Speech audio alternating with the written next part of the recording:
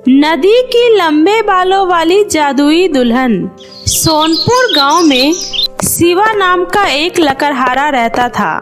शिवा दिन भर जंगलों में लकड़ियां काटता और साथ ही अपने भेड़ बकरियों को चराता। एक बार शिवा जंगल में लकड़ियां काटते काटते बहुत ही थक गया तो उसे बहुत ही तेज प्यास लगी। पानी की तलाश में वो जंगलों में काफी आगे निकल गया। तभी उसे नीलगिरी पर्वत के पास एक नदी दिखाई दी। नदी देखकर वो बहुत ही खुश हुआ। वह नदी के पास गया। पहले उसने अपने बकरियों को पानी पिलाया और उसके बाद में खुद भी पानी पिया। तभी उस नदी में रहने वाली लक्षिता चुड़ैल की नजर शिवा पर पड़ गई। शिवा का मनमोहक और भोला भाला चेहरा उसे बहुत ही प्यारा लगा और वह उसे देखकर मन में सोची, यह इंसान तो बहुत ही भोला भाला और अच्छा लग रहा है। अगर मेरी इससे शादी हो जाती है तो ये मेरा बहुत ही अच्छे से ख्याल रखेगा। वैसे भी मैं इस नदी में रहते रहते बोर हो चुकी हूँ। तभी दूसरी चुड़ैल लक्षिता से बोली, देखो लक्षिता, हम चुड़ैल हैं और हमें इंसानों से नफरत है। हम सिर्फ इंसानों को खा सकते हैं, उनसे विवाह नहीं कर सकते। वैसे अगर तुम्हें अपना शौक पूरा करना है तो करो, मुझे इंसानों से कोई लेना देना नहीं है। मैं तो इस नदी में ही खुश हूँ। यह सुनकर लक्षिता बोली, नहीं नहीं बहन, ये लकड़हारा तो बहुत ही सीधा साधा और भोला है। तो मैं सोच रही हूँ तो क्यों ना मैं कुछ दिन इस लकड़हारे के साथ विवाह करके पृथ्वी लोक पर रहूं। ठीक है, जैसे तुम्हारी मर्जी।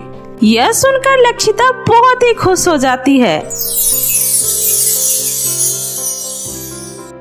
और लकड़हारे की तरफ देखकर मुस्कुराने लगती है। सीधा साधा शिवा चुड़ैल के लंबे बाल और उसकी खूबसूरती को देखकर उस पर मोहित हो जाता है, क्योंकि उसने आज से पहले कभी भी इतनी सुंदर लड़की को नहीं देखा था। शिवा उस लड़की का पीछा करते करते उसके पास गया और हिम्मत करके बोला, आप तो किसी अप्सरा से कम नहीं हैं। मैंने आज से पहले आप जैसी खूबसूरत लड़की नहीं देखी। अब वैसे तो मेरे पास आपको देने के लिए कुछ भी नहीं है, लेकिन मेरे पास कुछ खाने की रोटियां रखी है। आप चाहें तो हम इसे मिलकर खा सकते हैं। यह सुनकर लक्षिता हंसते हुए शिवा के हाथ से रोटी ले ली और फिर बड़े ही प्यार से बोली, प्यारे लकड़हारे, तुम्हारी ये रोटी मेरे नाजुक और मुलायम दांतों के लिए बहुत ही सख्त है। मैं इसे नहीं खा सकती। इतना बोलकर लक्षिता ने लकड़हारे को उसकी रोटी वापस कर दी और हंसते हुए नदी में वापस चली गई। अगले दिन शिवा फिर उस नदी के किनारे गया और उस खूबसूरत लंबे बालों वाली लड़की का इंतजार करने लगा, क्योंकि आज शिवा ने उस लड़की के लिए अपने हाथों से बहुत ही मुलायम रोटियां बनाई थी। कुछ देर बाद वह लंबे बालों वाली लड़की फिर नदी से बाहर आई। उसके बाहर आते ही शिवा ने उसे अपने हाथों से बनाई गई रोटी खाने को दी। आज भी उस चुड़ैल ने शिवा के हाथ से रोटी ले ली, लेकिन फिर से उसने लकड़हारे की रोटी वापस करते हुए उससे कहा, तुम्हारी ये रोटी ठीक से पकी हुई नहीं है, मैं इस रोटी को नहीं खा पाऊंगी। और फिर वह हंसते हुए नदी में चली गई। यह देखकर शिवा बहुत ही उदास हो गया। मैंने इतने प्यार से इतनी मेहनत करके इतनी मुलायम रोटी बनाई थी, फिर भी यह इस रोटी को नहीं खा पा रही है। तभी शिवा की नजर नदी में तैर रहे एक रोटी पर गई। शिवा जल्दी से उस रोटी को उठाकर अपने पास रख लिया, क्योंकि शिवा किसी भी तरह से उस नदी वाली जादुई लड़की को प्रभावित करना चाहता था, क्योंकि शिवा उससे प्यार करने लगा था। अगले दिन वह उस रोटी को लेकर फिर से उस नदी के किनारे आता है और उस लंबे बालों वाली लड़की का इंतजार करने लगता है। कुछ देर बाद जब लक्षिता आती है तब वह वही रोटी उसे खाने को देता है। इस बार लक्षिता ने शिवा की दी हुई रोटी को आराम से खा ली और वह रोटी खाकर बहुत ही खुश हुई। उसने खुशी खुशी लकड़हारे से कहा, प्यारे लकड़हारे, तुम मुझे बहुत ही अच्छे लगते हो। कृपया करके तुम मुझे इस नदी से दूर अपने साथ ले चलो। मैं तो कब से इसी दिन का इंतजार कर रहा हूँ। कृपया करके मेरे साथ मेरे घर चलो। मैं अब तुमसे बिल्कुल भी दूर नहीं रहना चाहता। मैं जल्दी ही तुमसे शादी करके तुम्हें मैं अपने साथ रखना चाहता हूँ। ठीक है, मैं पूर्णमासी की रात शादी करके तुम्हारे साथ तुम्हारे घर चलूंगी। इतना बोलकर लक्षिता फिर से नदी में चली गई और शिवा खुशी खुशी पूर्णमासी का इंतजार करने लगा। पूर्णमासी आने पर शिवा लक्षिता से शादी कर उसे अपने घर ले आया। लक्षिता, मैं तुमसे बहुत ही प्यार करता हूँ और मैं तुम्हें कभी कोई तकलीफ नहीं होने दूंगा। मैं भी पृथ्वी पर रहने वाली बाकी पत्नियों से अच्छी पत्नी बनकर आपके साथ रहूंगी, लेकिन अगर आपने मुझे बिना किसी कारण के मारा फिर मैं हमेशा के लिए वापस चली जाऊंगी। यह सुनकर शिवा बहुत ही खुश हुआ, क्योंकि उसे पूरा यकीन था कि वह अपनी पत्नी को कभी बिना किसी कारण के नहीं मारेगा। और फिर उसके बाद दोनों हंसी खुशी रहने लगे। ऐसे ही कई साल बीत गए, लेकिन शिवा को लक्षिता से कोई संतान नहीं हुआ। एक बार गांव के सभी लोगों को राजा के यहाँ से भोज का निमंत्रण मिला। सभी लोग खाना खाने के लिए राजमहल की तरफ जा रहे थे। तभी लक्षिता शिवा से बोली, सुनिए, इतनी दूर जाने की क्या जरूरत है? मेरे पैरों में तो बहुत ही दर्द हो रहा है। अब मैं और पैदल नहीं चल पाऊंगी। ठीक है, अगर तुम पैदल नहीं चल सकती हो तो तुम इस घोड़े पर बैठकर तो चल ही सकती हो। हाँ, घोड़े पर बैठकर तो जा सकती हूँ, लेकिन उसके लिए आपको घर से मेरे दस्ताने लाने होंगे। फिर मैं घोड़े पर बैठकर आ जाऊंगी। शिवा भागता भागता लक्षिता के लिए दस्ताने लाने चला गया। जब वो दस्ताने लाकर लौटा तब उसने देखा कि लक्षिता अभी तक घोड़े पर नहीं बैठी है। तब उसने प्यार से लक्षिता के पीठ पर मारते हुए कहा, अरे लक्षिता, तुम अभी तक यहीं पर हो? तुम गई क्यों नहीं? जाओ, जल्दी जाओ, सब लोग पहुंचने वाले होंगे।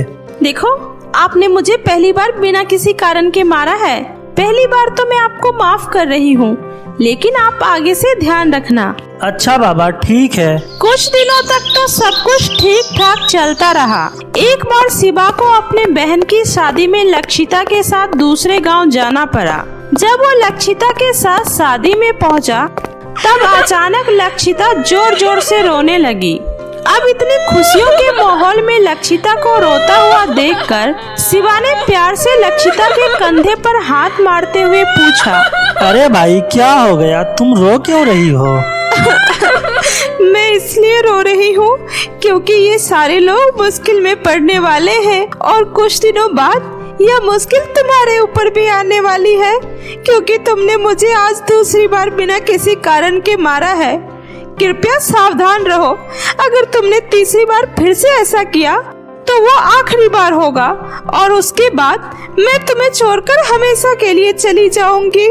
यह सुनकर शिवा बहुत ही डर गया और उसने मन में वादा किया कि वह ऐसा दोबारा कभी नहीं करेगा।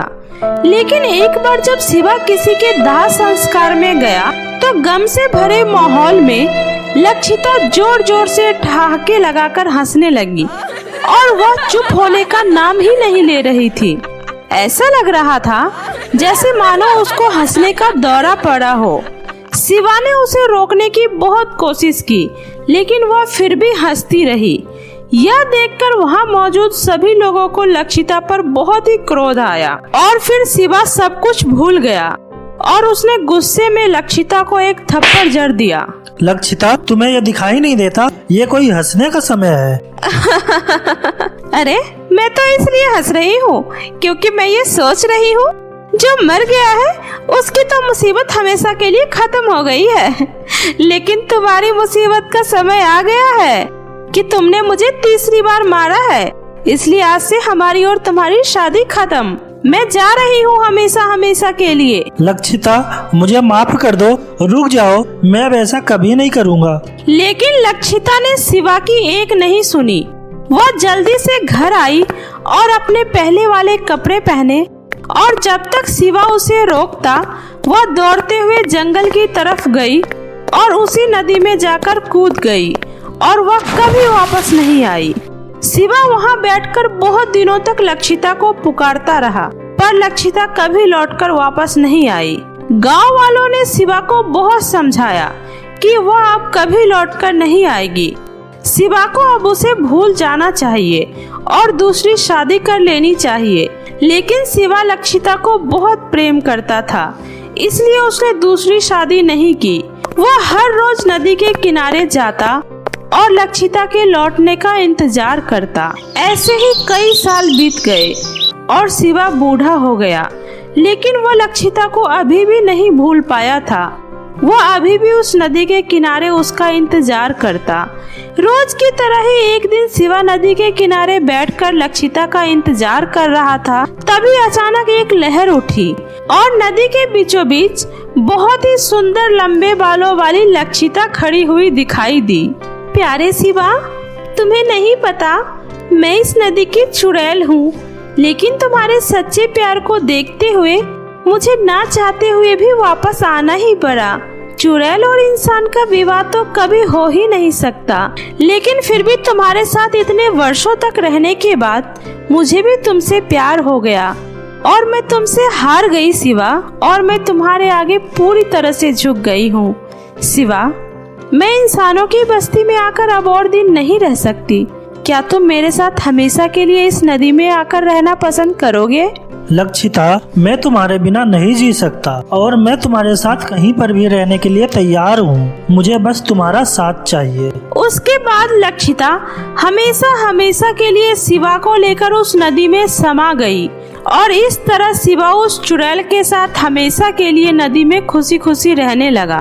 तो मेरे प्यारे दोस्तों, कैसी लगी आपको मेरी ये कहानी? मुझे कमेंट करके जरूर बताएं। कहानी अच्छी लगी हो तो इसे अपने दोस्तों के साथ भी शेयर करें।